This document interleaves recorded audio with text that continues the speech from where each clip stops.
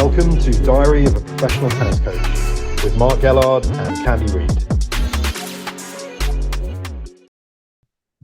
All right, welcome to the latest edition of Diary of a Professional Tennis Coach, not just on podcasts now, but we're also on YouTube. Mark Gellard and Candy Reid. Candy in London, Mark in Strasbourg for a 500 level event, which last year, Mark, was a 250. Hey, Candy, everyone, thanks for listening. As always, yes, Candy, you're right. We got into Strasbourg 2 days ago after Rome. We had a reasonably, I would say not necessarily successful, but productive week or so in Rome, where we had a nice win, avenged a defeat to Julin in the first round after we'd lost to her last year on the grass.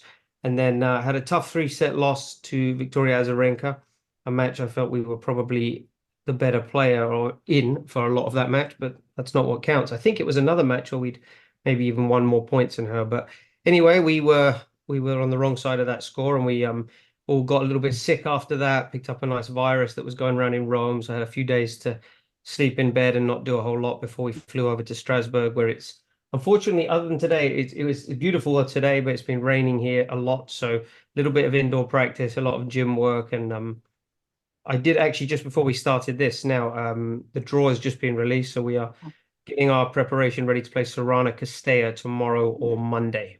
That is a tough first round between two amazing players. Well, last year we were the number 1 seed here, and it was a 250 event, admittedly, and we had a higher ranking. And this year it's moved up to a 500 level event, which is great for the players. There's more money available, more points up for grabs, but we're the last player into the main draw this year. So literally gone from the number 1 seed, supposedly on paper the best player in the draw, to now being the lowest ranked player in. So it's a big flip from last year. It's crazy, isn't it? Just looking at the challenger, I suppose, level tournaments, that I think there's 2 of them, as we discussed last time, how strong they are. You've got Emma Navarro playing in them. And it just seems like women's tennis now is so competitive. Absolutely. There's a lot of people arguing in the past, is it better now, women's tennis, or 5 years ago, 10 years ago, whatever. But there's no arguing that the depth of the game is much stronger. Across the board, all the way from the top, all the way down to, anyone can beat anyone on their day.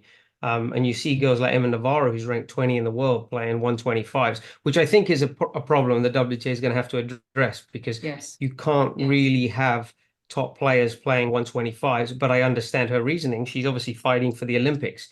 And at the moment, with Emma being ranked 20 or 21, believe it or not, she's going to miss out on an Olympic position, because you have Pegula, Guff, Collins, and Keys all ahead of her, which is insane, so you understand. But from the WTA's perspective, they've got to come up with a rule, because, this is not, for me, it's not fully functional how it is that players are that high. Because in the second week of a 1,000 level event, the players at the top can enter a 125. Yes. Whereas the 250s, with the restructuring of the circuit this year, supposedly if you're top 30, you can't enter a 250. So what's actually happening is that for anyone listening interested in buying a tournament for the WTA, the best time to get one is to buy a 125 the second week of 1,000, because they've become stronger than 250s, which is obviously not something we want. That's not how the system should be worked. Yeah, it's going to be interesting to see what the tours do about it. I heard Grigor Dimitrov speaking on another podcast, and he said most of the men do not like the 12-day 1,000 level events. Do you think, the women's thoughts on it? Well, I know there was a lot of arguments about this, and the tournaments got together and have opted to do that this year, with Rome and Madrid being 2-week events, and also obviously you have Indian Wells and Miami being 2 weeks event. And I think Beijing this year also becomes a 2-week. They argued that it gives players more rest, or makes them less susceptible to picking up injuries, but it isn't working right now when you look at what's happening on the ATP side with the number of injuries, or with the fact that, yes, maybe there's an extra day off between matches, but on the flip side, you're having a situation where players are then having to spend longer periods away from home. And, for us in Miami, I think it was this year or last year, you're playing singles on the Wednesday Wednesday. You don't play your first round of doubles till Sunday. And so you can go 4 days without a break and then play consecutive days. It's not, I understand that the primary reason and purpose for this change was financial, because tournaments are able to charge more for TV rights, sponsors. It's more of an attractive event because their names are put about for a longer period of time, and then obviously ticket sales. So I think the tournaments are the real winners here. And the ticket sales look incredibly good. We are going to speak to Craig Tyzzer in part 2 of our interview, former coach of Ash Barty, very shortly. But I'd love to hear your reflections on Madrid and Rome, 2 clay court tournaments, 2 very different events, so aren't they? Yes, they are. I mean, I have to admit, Rome is a fantastic city to be at. It's a beautiful place to be. The club itself, for anyone that's been there, knows what an amazing venue it is. And Madrid, they're very different conditions. Madrid's up in altitude, whereas Rome is obviously sea level. But the events are run very differently. The facilities in Madrid are very good. In Rome, it's a struggle. You're off site pretty much every day for practice. So you have to, take into account when you're traveling time to different off-court venues. So you don't really get a taste of the match courts until you step on for your match, which is, it's not easy for the players, but I suppose it is the same for everyone. Is that different for, say, the top 10? Because I can't imagine Rafa Nadal practicing off-site. Maybe he does. I would think that pretty much everything in the world of the top 10 players is different, from the way they arrive, the transport they get. A lot of them have a dedicated driver and a car that week. I'm sure they're not flying economy on EasyJet to the events, or staying in some of the hotels we do. But I suppose that's I don't have an issue with players receiving a commercial advantage because of their success. I do have an issue with them receiving a competitive advantage for their success in the forms of buys. Sometimes I think is definitely sort of something that I'm not sure if I love the ideas of buys, extra practice court time, things of that nature. So that stuff, to me, you have to keep a level playing field. And sometimes it's a good segue, because our next conversation is something that happened actually with Magda playing against Victoria Azarenka, that you felt wasn't a particularly good playing field in that match in Rome.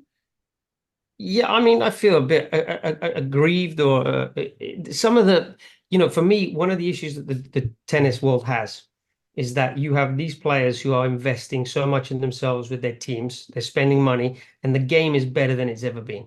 I don't think any sport can say that their level isn't better now than it was 10 years ago. I don't think there's any. So tennis is no exception.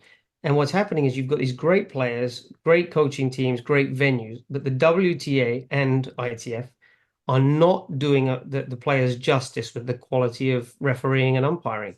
And that goes everything, starting off with the scheduling. The scheduling is not done. And we see this a lot on Twitter and Instagram with players complaining about the way the schedules are done. But a few weeks ago in Rouen, we maybe we discussed on here already, but we had a kind of egregious decision against us in one of the matches, which could have been very costly. We had another one in the doubles last week in Rome. And then again with Vika, there was definitely an incident there where she threw her racket. And in other situations, you could have seen that being an instant default, because if the racket lands in the crowd, it can be. And we've seen that at the French Open last year, where Mia Katu was defaulted for hitting a ball. And then Irina Begu was not, when she threw her racket against Alexandrova and it hit somebody in the crowd. Now, I'm in no way advocating for trying to win by defaulting players, but what I am frustrated with is the lack of consistency with the umpiring. You have VAR. And so when I went in and I talked to the umpires and the referees this week, and the answer is, well, listen, Mark, we're getting electronic line calling. We're getting this. It's going to change things. Fine. But it doesn't absolve all of the subjective issues that we're having on the court. 2 of our decisions this week had nothing to do, or all 3, I should say, had nothing to do with the call itself being in or out. It was really more of, was there a hindrance in the point because someone makes a noise? That's not going to be decided by VAR or electronic line calls. And then a subjective decision about a racket throw. The issue for me is that in other sports, rugby, hockey, basketball, boxing, these kinds of events, the umpires and the referees are held in such high regard. They're seen to have such an esteemed position to have. Whereas in tennis, the umpires are paid poorly. They're treated badly. They're given very little power. They're not given a lot of rights, if you want to say. So you're not getting the cream of the crop doing the umpiring. And for me, the best people to be umpiring are ex-players. Players that maybe couldn't make it all the way up, 5, 6, 7, 8, 900 level college players that understand the nuances of the game, understand the small parts of the game, the intricacies that somebody wouldn't know unless they played at a decent level.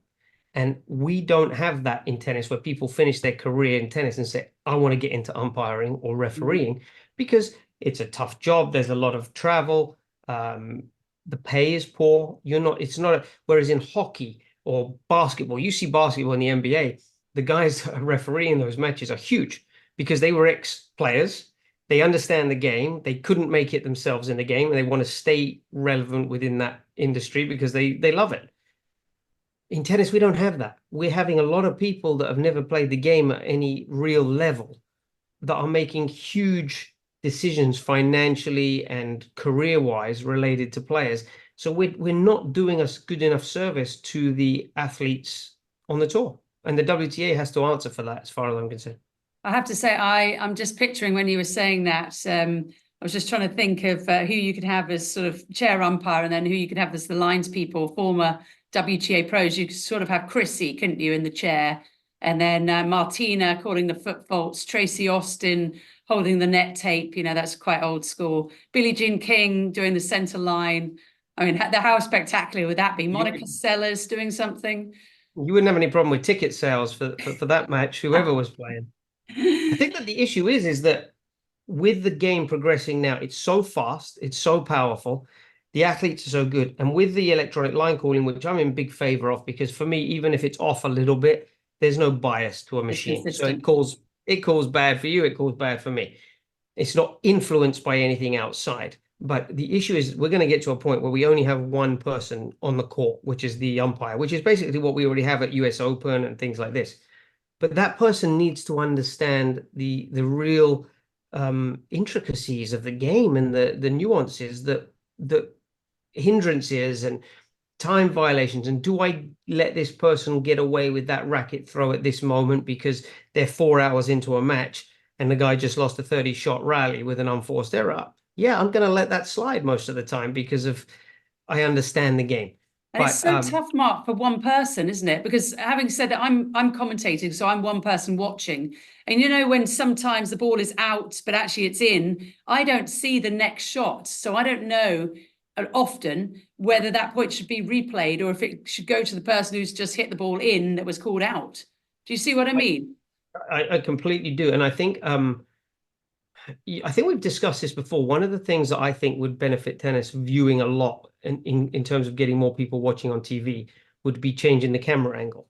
Would be having the camera angle pan down lower, almost at court level behind the player, so that people at home get to really experience and understand and fully comprehend the speed of the ball, the spin, all of these things. I wonder, is it not going to be beneficial to change once we have the electronic line calling, to do a similar change with the umpire in terms of where they're sitting? I'm not sure, with the speed of the game being as it is now, that doing this is the best position for an umpire to be in. Whereas sitting actually more from a behind the court position where you get the whole view, because unfortunately not being bugs or flies or whatever that can move their eyes in two different ways. What happened with us last week in the match, the umpire was looking one way and can no longer see on the other side of the court. Right. And that's an issue. So for me, what about putting them in a completely different position? They're not calling the lines anymore. They don't need to be in the middle to see equidistance from two baselines. So what about changing the position of where they're sitting from? What about if you, as a commentator, can have access to replays pretty quickly? Why are we not allowing that for them as well? Because they're getting to a point where they're missing things that everyone else on the court is seeing. Yeah. And it's interesting when me and Ian find our seats during the matches to sit, they typically have the coaches' boxes sort of in each corner. And that way, I like that position because I can see the whole court. I can see both players. I can't see the far baseline in great clarity. So if there's a close call, I'm not going to be able to tell you. But that's not important, especially once we have the electronic line callings, which comes into play even on the clay next year. So I just think that they need to reevaluate, because it is frustrating, and you do start to you know, I'm going to have our moan right now because we've had 3 or 4 weeks of some bad ones go against us. So it becomes compounded. And in the next month, we hopefully will get them go in our favor. But either way, there needs to be some improvements because it's just not good enough. It's just you're demanding that players are professional, that they behave well, that they play the schedule and the calendar you want, that they do all of their social media responsibilities as well. But you're not bringing the best of the best. And the people in Rome, this is no disrespect to them because they're no outlier from the others. But most of the events bring 10 or 15, I would say, full-time or employees, line judges, umpires that work for the WTA. The rest of the people on the court are local people that play club tennis or that work for the local tennis municipalities, things like that. So they're not used to things happening at the speed they are. Yes. And that's a problem for me. How can you say you're the best when we're a sport? Is the WTA that has the biggest revenue for any women's sport in the world by a country mile. How are we not having the best of the best oversee that whole situation? And maybe when the court does get reduced to, say, one chair umpire, there's a lot of money being saved, isn't there, in hotel expenses and food? And maybe they can up the ante a little bit like that. And I quite like the idea of having one umpire at one end, and maybe you could have another umpire at the other, just sort of checking what's going on and seeing everything around them. We'll see. I know But good idea. It's a completely different sport, of course, and there's so many differences to it. But my dad grew up playing. When I grew up, my dad played a lot of squash. So we'd get dragged down to the squash hall and have to watch him play on the weekend. And when they play matches, now there isn't really an alternative in squash, so it's not the best example. In America, you would say the closest thing is racquetball. But the umpire sits high up on a chair outside of the court, behind the glass, looking down into the whole court. They get a bird's eye view of everything. So you can't really miss very many things in that situation. I wonder, is that not something that tennis should embrace a little bit more, that kind of idea? You know, it's really interesting. Hockey, I don't know about basketball as much, but hockey, they have 2 referees on the ice at all times, plus 2 line judges. Yeah. Because you can't, unfortunately, until either that would be a solution or we wait for evolution to happen and our eyes can move individually of each other. That way. Good luck with that, Mark. You might need to take some more of those pills you've been taking. Yeah, exactly. Yeah, I think you need at least 4, don't you, to help you out. If you think about a football field, you've got the main ref and then the 2 assistants, and then you've also got the 4th official, haven't you? And even then, with VAR, there are still loads of mistakes. Exactly. Loads and loads. Right, let's go down to the Craig Tyzzer interview. He was the Coach of the Year 2019. We heard from him a couple of weeks ago. That was part 1, and that interview was done in 2023. This one was done January of 2024, where Craig Tyzzer talks about players perhaps being too reliant on their coaches. The thing that I find hard with coaching now is that players are getting a bit reliant on heading to the coach all the time, where Ash and I worked on the opposite, where initially when we first started together, she would, want some feedback from the box or look at the box for recognition, and in the end, her last AO, she didn't look at the box once through the final. I find that very refreshing compared to what we're seeing these days. Yeah, and I feel, I found even when I was there, I found a lot of the coaches made their players reliant on them, which I always feel like it should be the opposite. I felt if I was doing my job, I'd make myself redundant, but everything I knew Ash would know, and that I'd eventually be out of a job because I couldn't help her anymore. I don't think that was ever going to happen. Yeah, but I just find that there's a lot of overcoaching, and there's a lot of coaches making their players reliant on them totally. So, do you think that's because of the weird dynamic of being the player being the boss and the coach essentially being the employee? And a lot of people are worried about holding on to that particular job. Yeah, I'm sure that's part of it. Yeah, I feel like that's a big part of it. And having the coaching the way it's set up now, where they can talk during the matches, is probably making that more of an issue as well, because they feel more reliant on the coach to provide that information all the time. Well, when a coach is telling the player where to hit the serve on almost every serve, that's a big problem. Yeah, definitely. Yeah, it's not going to help the player in the long run, is it?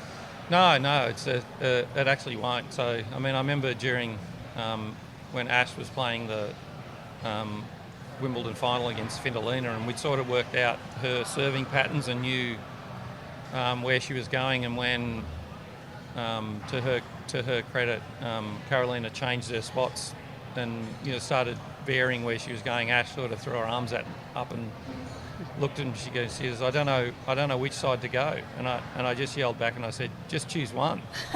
And she just laughed, and it actually just made her relax. And rather than telling her what to actually do, I mean, I couldn't answer it. I mean, she's out there seeing it and couldn't tell where it was going. Yes. So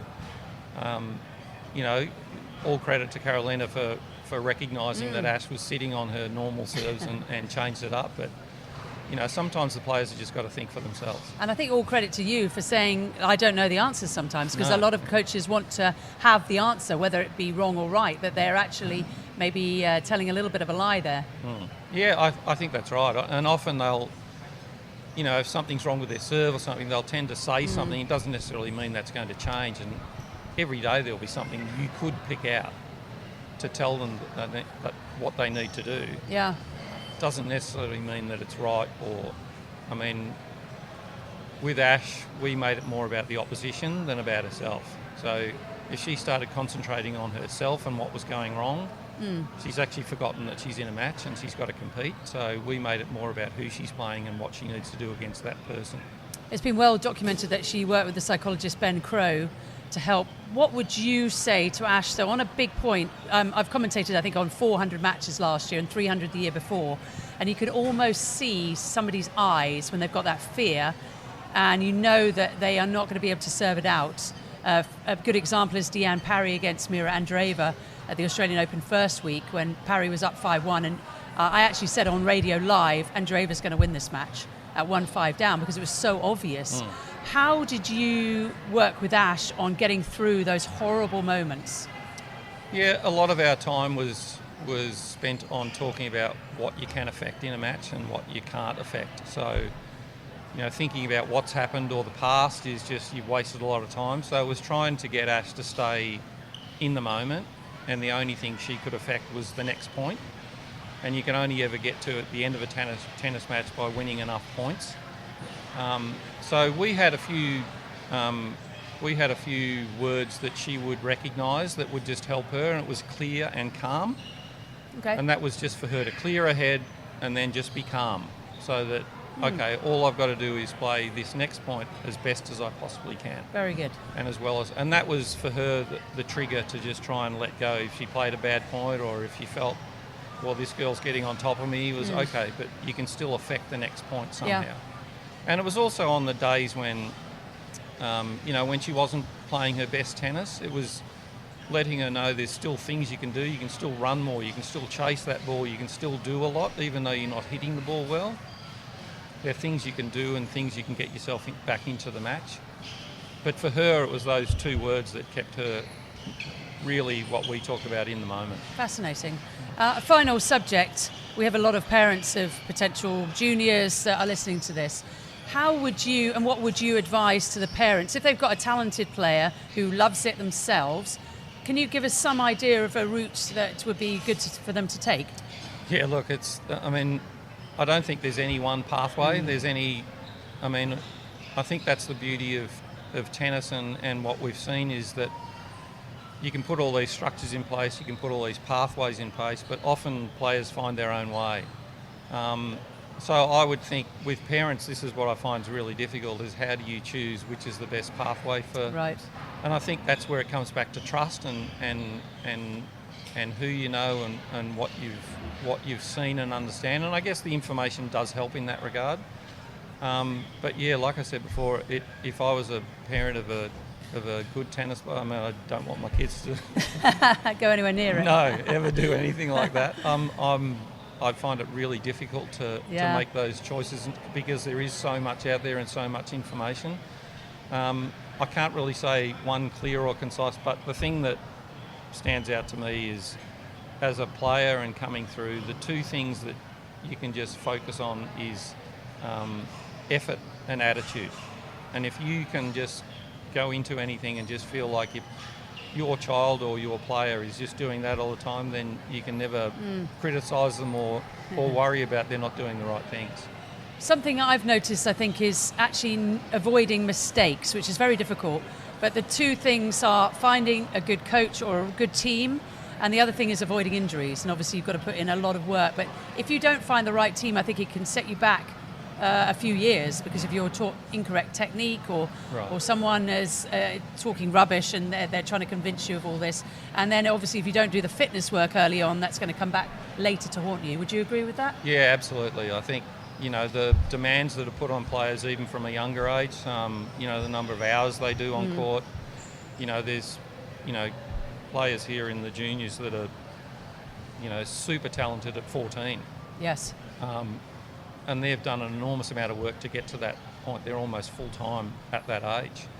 So, yeah, they've got to take care of what they're doing with their body, because they're also going through, growth and development in those areas. So, yeah, it's massively important to understand all those aspects of it. I mean, hitting a tennis ball is one aspect, but, yeah, recovery, rest, sleep, injury prevention, even when you're having time off, is doing things that still mechanically will aid you when you walk back on the court again and start hitting balls.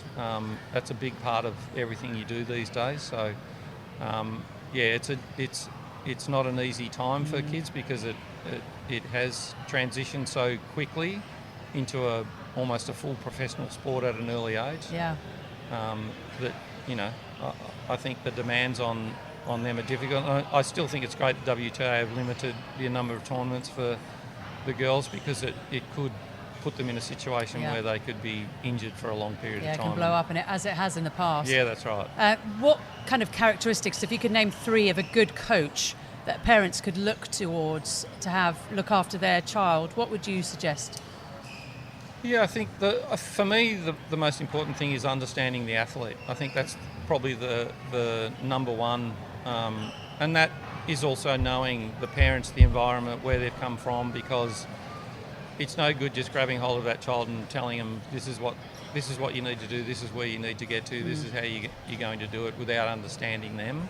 Yep. And I think that's a massive part of how you coach somebody, is knowing the needs of them. You've obviously got to know, for me, the different levels that you need to get to. So, if you're in the juniors here, what's the next step? What do you need to be doing to be able to get to that next step, and then how do you progress? So I think that's important, both physically, tactically, technically, and then obviously with regard to mindset is a really big part of it in how you're approaching. I actually watched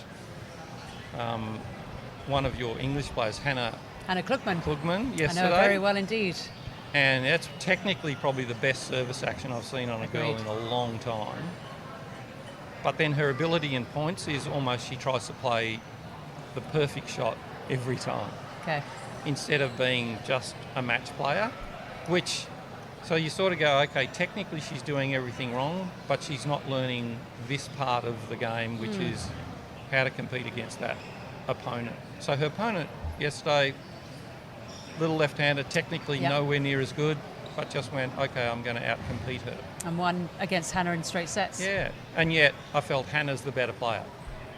But in a match situation, and that's obviously will get better over time, knowing her age and what she can do. But yeah, she's going to be 15 in February, so still very young. Yeah, but amazing athlete for her age, and you think in 5 or 6 years' time, she's out here definitely playing. Yeah, I've actually had something to do with Hannah, because I run the under-18 captain and coach in Surrey, and she's on that team. And I've actually known her for about 3 years. I know her coach, Ben Harron, because we grew up sort of playing tennis together. He's done a fabulous job with her. Oh, yeah, wow. And you're right. And what struck me, I think, when I first met her at 11, is how much she likes to compete. And that's quite unusual for a girl. Yeah. And it's hard to say what she's doing is not the right thing, because she's obviously thinking, okay, I've got to play this shot at this time, and sometimes it's just overplaying it. And so at 14 you go, okay, well, that's something she's got to learn. But at 14, she's got plenty of time. Correct. So she's got time to. And she's gone through a regular schooling period. I think she's just left school to do correspondence. But up until this point, she's been going to a normal private school. Her parents are delightful and not too pushy. So she's had quite a well-rounded education, which is a difference, isn't it? Well, yeah, definitely, because then all of a sudden she increases her loads, the amount of time on court, and she's going to improve at a much faster rate. Yeah. But, yeah, seeing where she is, that's impressive. It's good knowledge. I'm sure Ben would absolutely love to speak to you. Yeah, no, they're happy gold anytime. dust. Yeah, no, anytime. So, I actually just, because Mark Taylor, he sent me a message and said, if you get a chance, have a look at this girl. So that's why I went out and had a look. She's still in the doubles, playing with Mimi Yeah, Xu, no, so. I was impressed. I was really good player. impressed. And she just won under-18 Orange Bowl. Yes, and last year won a 100,000 I think she was the youngest since Coco Gauff to do that. Incredible. So the results are coming, but you're right, there's quite a lot of growth to be done. Yeah, but boy, if that's the one thing, she's going to be all right. Yeah, that's not too bad. Yeah. Craig, it's been fascinating talking to you, and I very much hope we're going to see you on the WTA Tour very soon. I think the tour is very much missing you. Thank you. Much appreciated, Candy. Yeah. That's brilliant. Okay, so that was Craig Tyzzer. Great chatting with him. He's such a nice guy, Mark. I don't know if you've met him. And I was just really fascinated by everything he said, because whether he's right or wrong, and you'll know better than I, he just has this authority, a nice way of talking, and obviously did a phenomenal job with one of the best players ever.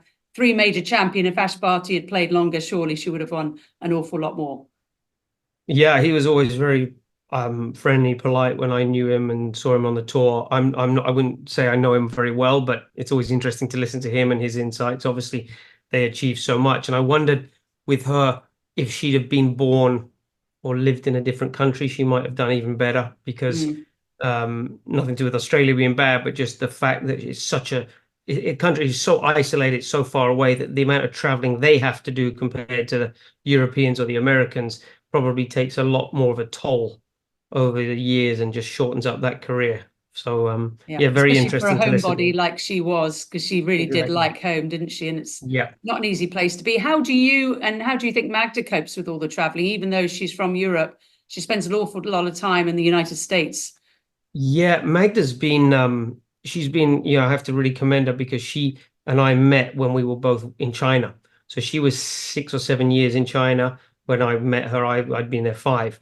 And she was willing to go and do whatever was needed to progress her career. Now she's in the States because I'm based there. So it's a lot of sacrifice. That's the tough part, and then so when she does get her off weeks of not playing events, it's not like she's getting to go home in Poland and see friends. She got her off week is often in Florida, where she's still kind of a guest. So it's tough for her. It's tough and for she's all always the players. Training, and it's just Always training. Tough for you as well, because it's not really a day job, is it? It's not a 9 to 5 at any point in your lives. No, and I think that's the biggest thing when I see people online, or I listen to criticisms of what we do on the tour, and there's plenty of things we do wrong. But the difference with our job, I think, is that there's no punching in and punching out in terms of on a clock. You're 24/7. Some days I'm very lazy. We do very little. We go in, we practice 1 hour, grab lunch, and we're home by 2. And I think what a great day. And other days you're up at 5:30, 6 in the morning, you catch a flight, you arrive, you drive 3 hours, you practice for 2 hours, do the gym, get to bed late, get up the next morning, go play a match, and you're there 20 hours. So there's no consistency with it, but it is not a 9 to 5 job. You really take the work home with you. You don't get to forget about it. If we're sitting at dinner at night, and there's a lapse in conversation at the table, my mind starts to go to tomorrow's match or last week's practice, or what I could be doing differently, or things we need to improve. That's just how I think a tennis mind works when you're doing this all the time. But it's probably doesn't make me fun to be around all the time, but it's certainly, I think, necessary. There's a certain amount of OCD that's required, I think, to be successful in anything, and especially in sports. I can't still get over the fact that you said a lapse in conversation, because I can't imagine with you that is even remotely possible. Yeah, I've usually always got something to say. I think that's why other people don't want to speak, because they know I'm going to open my mouth, and then that's the end. Craig Tyzzer, one of the things that he said he would be up for another job. Who would you put him with, do you think? Because obviously he wouldn't just take any old player, would he? It's tough for guys like him. I find that very difficult because I think the thought of working with somebody that has a limit or a ceiling of being 50 in the world probably isn't that enticing, if we're honest. You know, he's tasted the top. He's lived the high life in with the best. So I think for him, he's going to either want to start from scratch with somebody he believes he can take all the way up from the juniors all the way.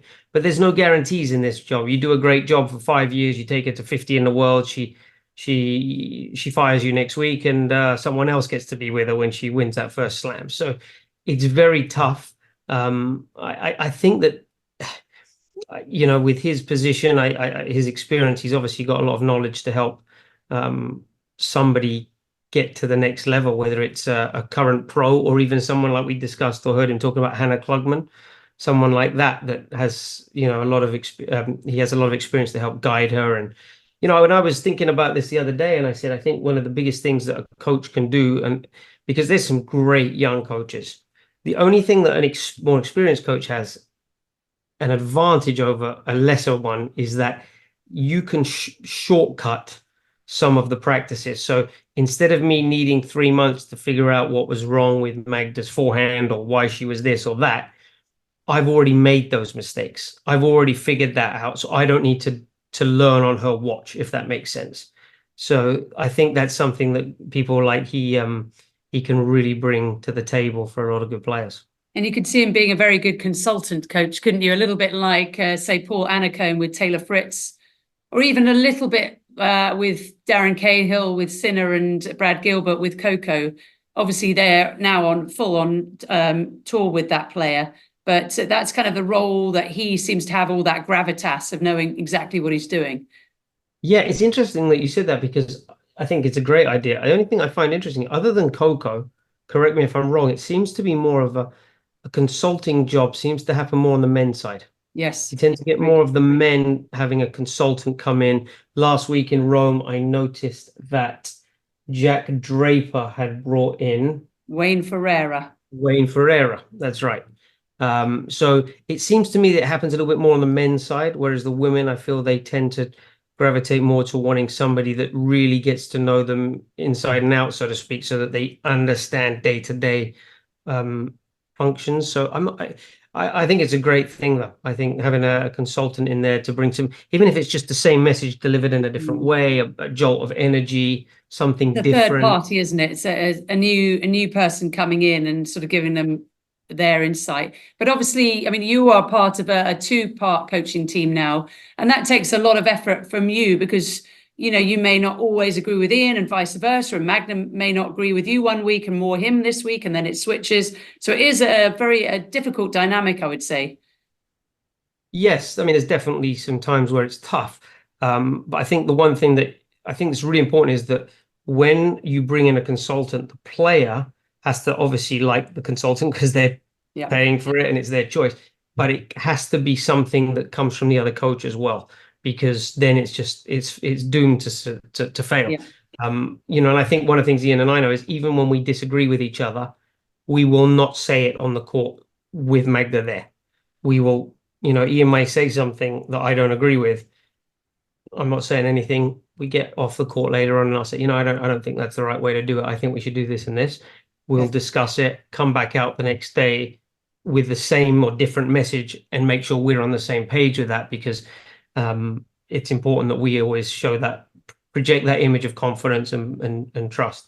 That's very grown up of you, because I can imagine that probably is a tricky thing for everyone who has that sort of 3-person team, especially as close as you are, and how much goes on and how much you need to be there for the player at all times, because like we've said earlier, it's not a 9-to-5 job. It's a 24-hour a day job, 365 days a year.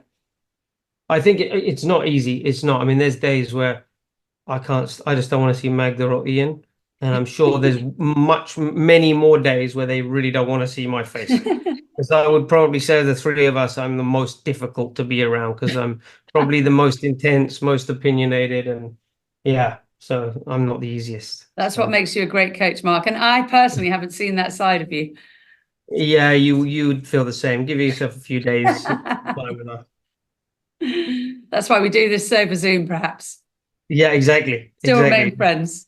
Yeah, this 40 minutes on Zoom is more than enough time with me. No, I think you're great, Mark, and great chat. I'll let you go there because I know life is busy. I hope Strasbourg goes well, and we'll try and speak sort of midweek through Roland Garros and see how you're all getting on.